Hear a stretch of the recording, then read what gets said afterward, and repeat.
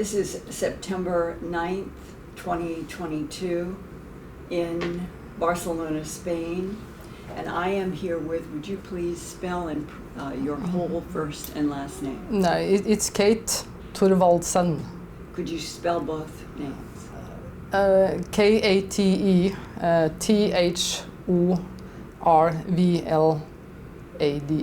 I'm sorry, I'm horrible at spelling. Spelling in English is no. And you live in what city and country? I live in a place called Telemark in Norway. Could you spell the city, please? Lunde, Lunde. And that, is it relate to Lundi, like in French for Monday? No. No. No, it's not. Okay. And you were born what date and year? 22 of September, 69. And so as we speak today in September 9th, 2022, you are what age? 50. I'm going to be 53. 53. Yeah. Okay. And looking back on your life, what is the first memory that haunts you from whatever year it was about something strange that you did not understand? I think that if you're going to do the haunting or the most dramatic one, that would be the last one I had in 1996 in Gould Mountain. I was going up there and I was going to stay there for 2 months all alone to write on my book. But that was around a week, then I was ending up back home. Well, it's fine, we'll just keep going. We don't, Okay. No, of course, I was supposed to stay there for 2 months. And I was there around 1 week, and then I wake up in the morning and felt that my nose was sore, my throat was sore. And when I was looking at myself in the mirror, I was up for a little shock, because one thing is that you had this gray, greenish, dry liquid coming from my nose and under my eye. But the thing that was very suspicious was that everyone knows how a fork looks like. The edges are quite sharp. So this one was a much bigger one, and it was like an outprint on my eyelid and on my face like that. And you cannot get that from a pillow. I've had pillow marks before in my life, but never anything like this. And of course, did it look like fingers to you? No, it looked like sharp edges, like a fork thing, but it was bigger. And now, today, looking back from 2022 September, is it a technology that you have been shown and it has been explained to you what was happening? Yeah. After that, of course, after I experienced all this in the morning, since I was alone in this cabin, I had to continue doing the stuff, and fire up the fire stove and everything, and so it came a little bit like in the background. But when the evening came and it was dark again, and it was like every fiber in my body told me that something was wrong, seriously wrong, and I wouldn't dare to go to sleep. So I think I was reading the same magazine perhaps 20 times the same night, and no, I won't sleep because something had happened and I don't want to experience that again. And the next day I was able to connect with the people who own the cabin. So they said, okay, we can come up there later today and we will pick you up. So I packed, made everything ready to go, and just sit there and waiting for them to pick me up. And finally they did. But of course in this cabin, this area, it's so quiet. It's so quiet that you can hear the quietness. So that when you suddenly have 2 grown-up men stumbling into the veranda and talking at the same time, I was almost up under the ceiling in just whoo of the sound itself.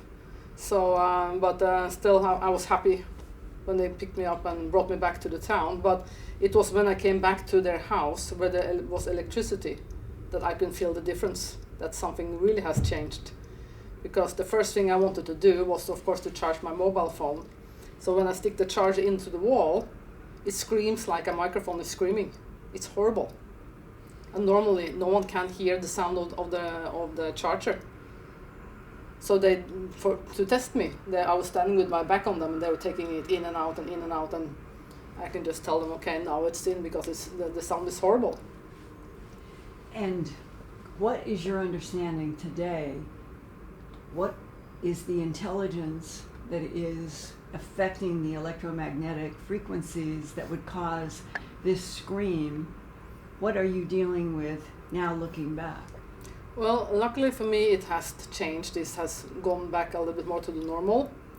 But it was for a long, long time that I had to put cottons in my ears, even to move out between people, because all the sounds was too much.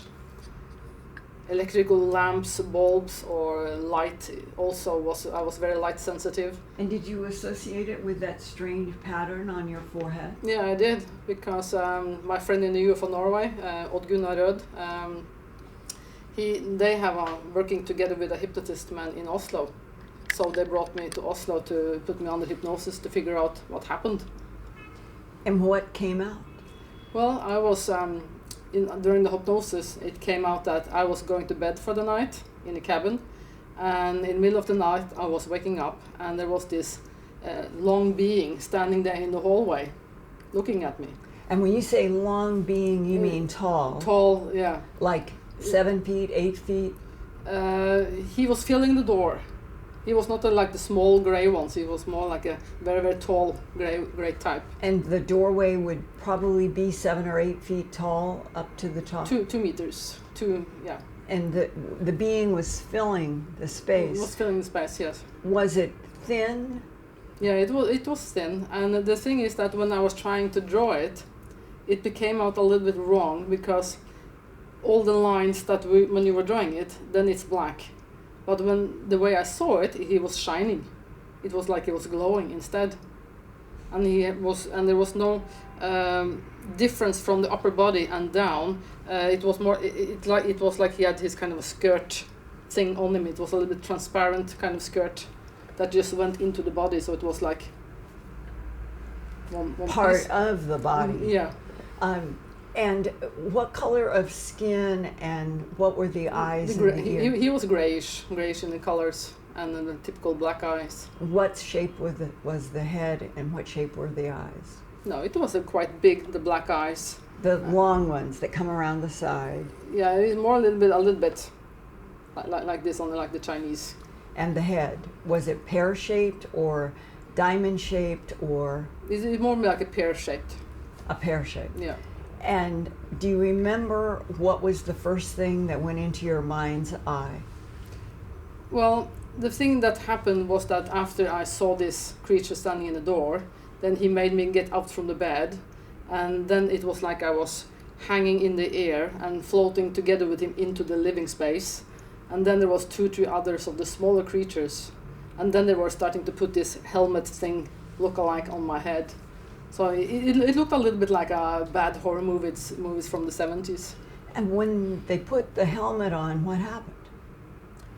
In that moment, it's not that exciting, because in that moment I remembered kind of what happened to me when I was 10 years old, because I also had an experience back in those days. So I asked him mentally there that, stop, don't let me remember anything more.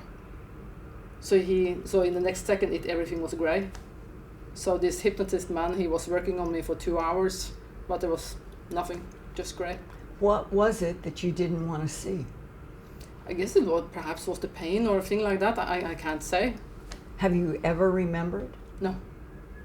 Because Well, I asked them to block it out, and they did. I remembered it for a split second, but of course now the second is gone, and after that he blocked it. Then what would be the next step in your life's relationship with this unknown, unseen, that you can share with us? How has this evolved up to today? Yeah, well, it took many years that I was joking about implants. I heard other people talking about implants, and perhaps I did have one myself. Back in those days, I had a triangle-shaped thing on my neck, so I was thinking perhaps that could be it. Like a red pattern? No, it was like you could feel it under the skin. So then I was talking with Sid Goldberg, and he was telling me that, why don't you try one of those very tiny magnets, these neodymium magnets, and put them on? And of course, it's a big change from joking about having implants, and then you're buying the magnets and you put it on, and oops, it sticks. Right. So it gives you a little bit of wow. Yeah. Well, can you explain what was the evolution of testing, and did anyone ever come to a final, let's say, a scientific or medical explanation for why these magnets would stick to you? No, the thing is that after that one, a friend of mine said that since you have always had a problem with your nose after these experiences, why don't you try to stick it on your nose too? And I did. And they stick. I can jump if I want and they will not fall off. And what do you think today?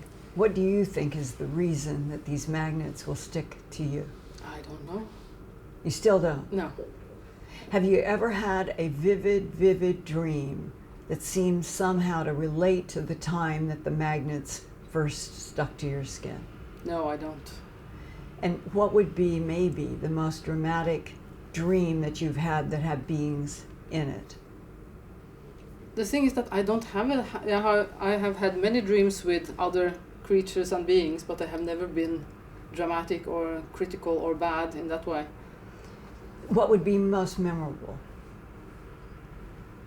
I think that the cutest moment must be when I was 3 years old. What happened?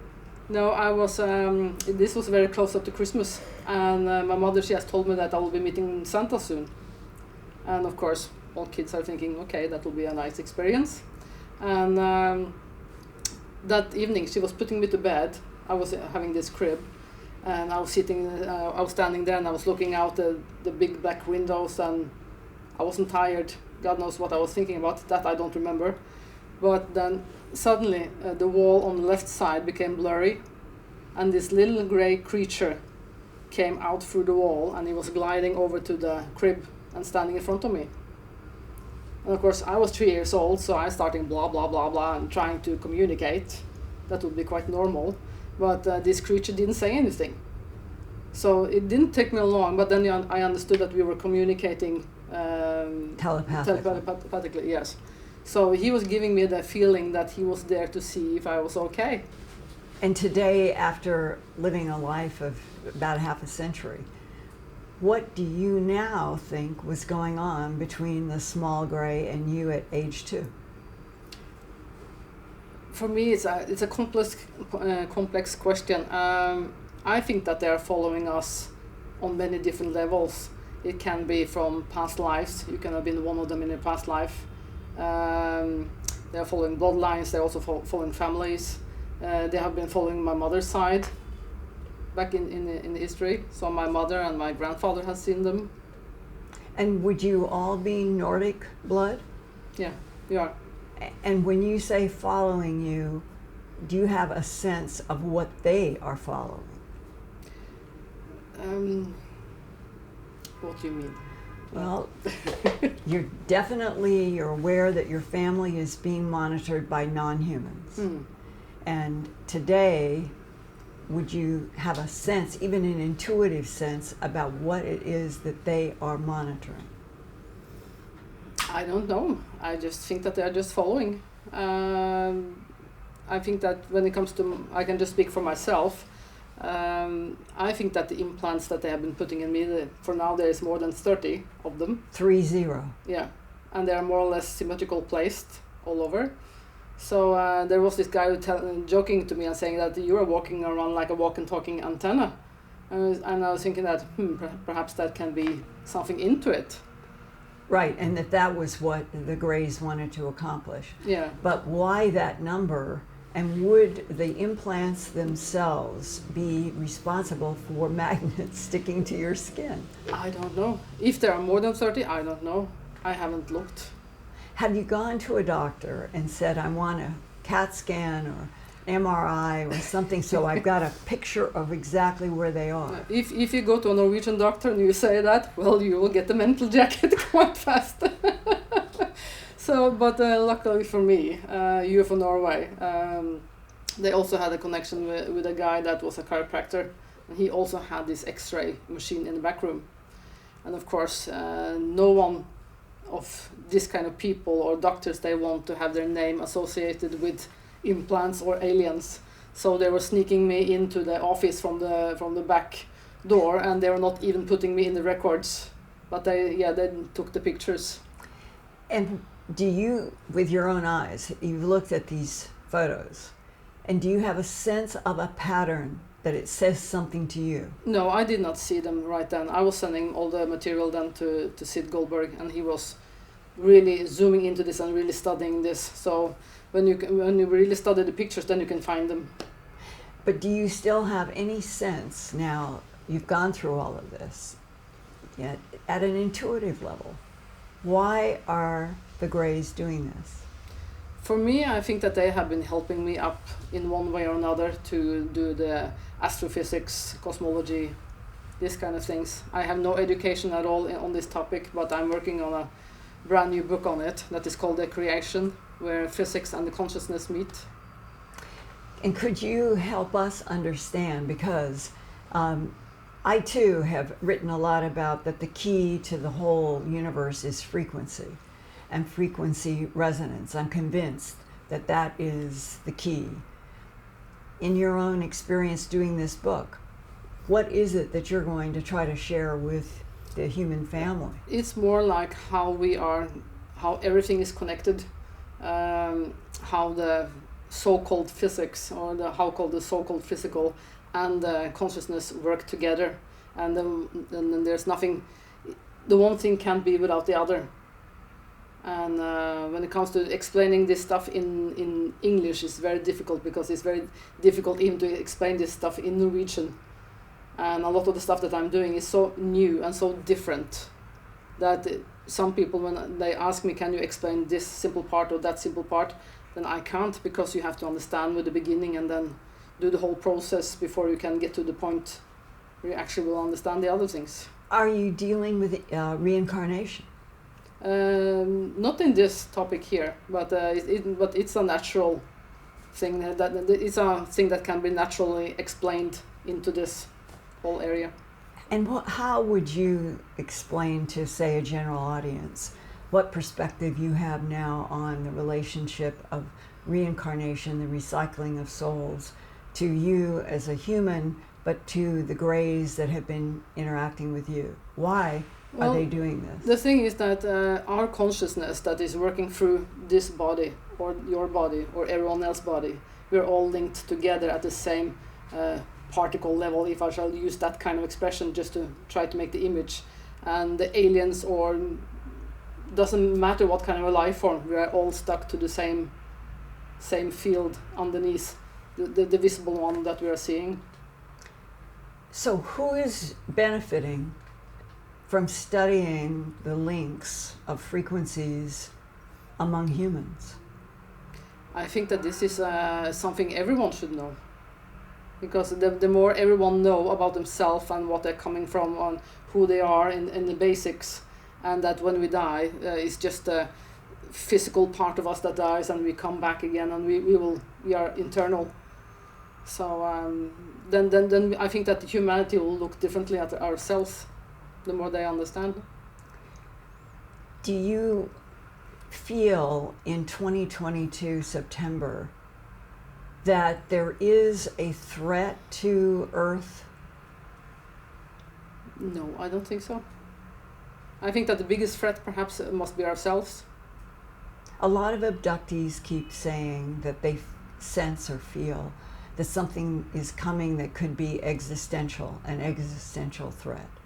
Yeah, I think that one mustn't then. When I think about in those terms, that would be from the humanity itself. Self-destruction. Yeah.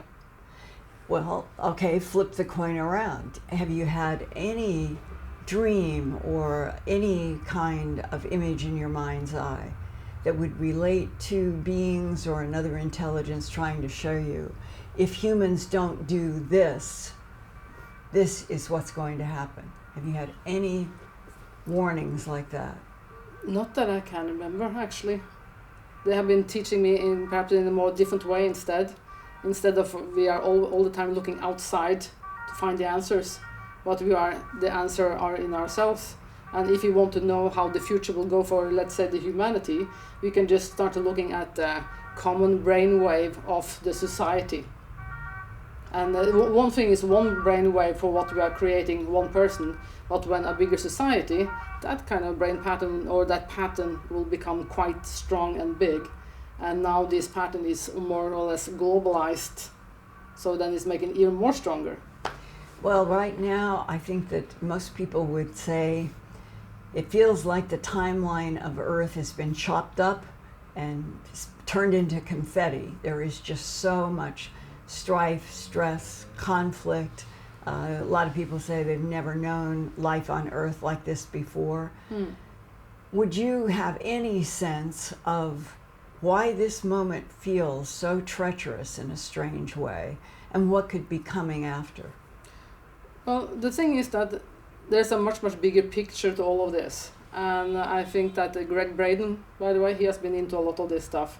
And if you look at the old history of Earth, when the world is getting warmer and cooler and goes in like waves like this, and the same thing is with humanity and their wars and how aggressive they are.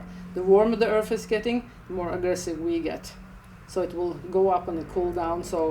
But the only problem with humanity is that we have nuclear bombs and we have a little bit too many weapons to destroy ourselves a little bit too many times. So that makes it even more critical than, let's say, for 2,000 years ago when we were running around with an axe or something like that. It didn't have the same impact on the world as we can do now. I've had various sources say basically the same thing over the last 43 years when I've been trying to get to the bottom of all this and what is the truth. And I've heard this sentence, this thought, several times. Extraterrestrial biological entities manipulated DNA in already evolving primates to create Homo sapien. That would mean that our creation is an extraterrestrial exercise or test. When I say those words to you, what comes to mind for you? I think that we can absolutely be an alien ourselves here on Earth, but we are also evolving all the time. There's nothing that stands still. So we are evolving. Aliens are evolving. Plants, everything is evolving. So. Why do you think that the power brokers of the planet centuries ago and now currently the Department of Defense, why have they never ever told humanity the truth? You are a genetic creation from extraterrestrial beings in this universe. Well, it's quite easy actually. Then they will lose the power. If every person knew what kind of power they actually have while creating stuff from their own brain waves and etc. If they seriously knew that, how powerful they are, the church or the governments or everyone else, they will lose the power over them. Right now we are more like zombies under every commercial or everything we have been taught in life. And your own experiences, the magnets, the being aware that something else is interacting, but you don't have answers. No. And yet in 2022, you've lived at least half a century approximately. And could you speak to the general family of humanity about where you see things going from here, given the fact that so many people feel that it's the end of the world time? Well, I think that the first thing they need to do, of course, it sounds a little bit superficial or shallow when I say that. The first thing you can do is to figure out who you are. That's the most important, because if you don't know who you are, then you will never know your power. Then you just follow the rest of the crowds and you can't change nothing. But see, that's part of the abuse of power brokers for millennia, refusing to let the whole family of humanity know the truth that they know, that we are a genetically created species that is experimented with by extraterrestrial biological entities, that is the truth. And so now in 2022, 8 billion people on planet Earth are denied that fact. It is still not an official policy, yes, now we're going to tell you the truth. And it seems to me that the impact of that kind of denial of information by power brokers is a serious abuse. It is, but the thing is also that, let's say that people with the power told the people that, okay, you have the power. The problem would be that the most people, they will not understand it. It takes a long time to integrate the understanding of your own power. It's like if someone has told you your entire life that, oh, say, let's you're ugly or you are stupid, you will not change that belief just because someone tells you that you are looking good or you are smart. It takes a long time to change it, but the only one who can change it is you. And but you have to be awake and start the process to find out who you are, and then get the power, and then you can change things. Without it, you can't. Yeah, beyond human power brokers, who else in your experience, even if it has been only at night in a dream, who do you think could be benefiting from the ignorance of planet Earth? I think that is a typical human thing. For us to always operate in ignorance? Yeah, absolutely. Well, I think there are beings out there that take advantage of that. Can be, yes, but most likely for me in my world there are humans that are having the best profit of keeping people stupid. What else would you like to have your human family understand about what has happened to you? Well, that's a difficult question, actually. Yeah, I don't know what to say actually to that. Well, we'll end on that.